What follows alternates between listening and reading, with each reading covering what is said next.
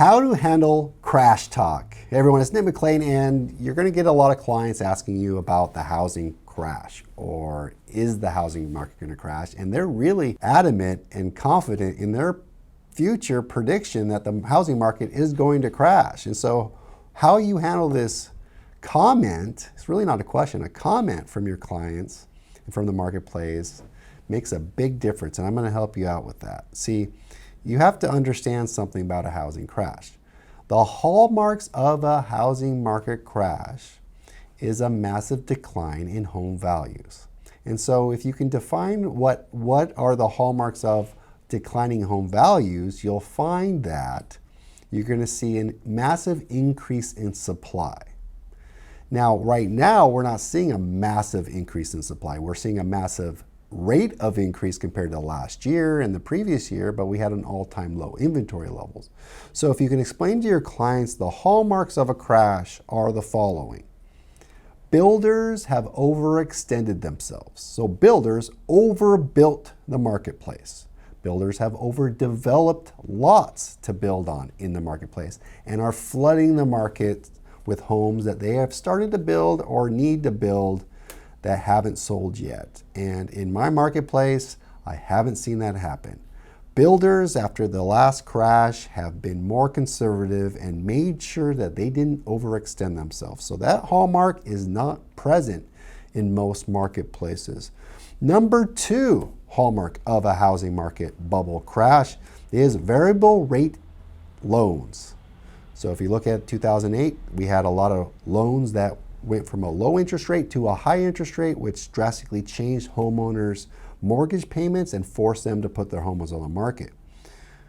We don't see a lot of variable rate interest rates. In fact, we have the exact opposite in our marketplace. We have millions of people locked into 30-year rates that are at 2.5%, 3%, which is making it it's just further restricting the supply, which we need supply to massively balloon for us to see a crash. So you don't see a lot of variable rates. You also don't see a lot of bad loans or risky loans, subprime loans, right? And for the most part, people had larger down payments than they've ever had. They've had better credit scores statistically than they've ever had when you look at the loan origination. So there's a lot of really good loans out there. So that hallmark, bad loans, variable rates, they are not present either.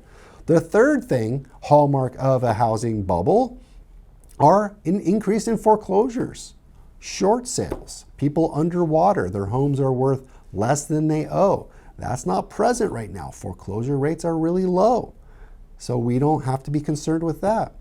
And the last variable that you see on a hallmark of a housing market crash is unemployment rates, high unemployment rates, because if people aren't working, they're not making money, they can't make their mortgage payment, which leads into foreclosures and defaults and distress. And we're not seeing that at all. In fact, unemployment rates is really, really low. So all the hallmarks are not there, right? So the question is, what's really going on?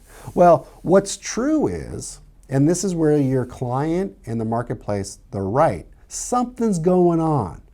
They just think it's going to lead to a market crash. And what we're seeing is a market stagnation. Right? Because we're not getting the supply we need and because demand's actually going down, sales are just not happening at the rate they used to be. So across the nation, watch this, the number of sales is going to decline as well as the demand. So it's going to, as demand goes down, the number of sales are going to go down, but the supply is not going to balloon. And it's just going to be really, really hard on one party, and that party is the real estate agent party. We're going to get really crunched. The number of sales are going to go lower, and guess what? There's more agents than ever. So there's going to be fewer sales and more agents. So less sales to go around.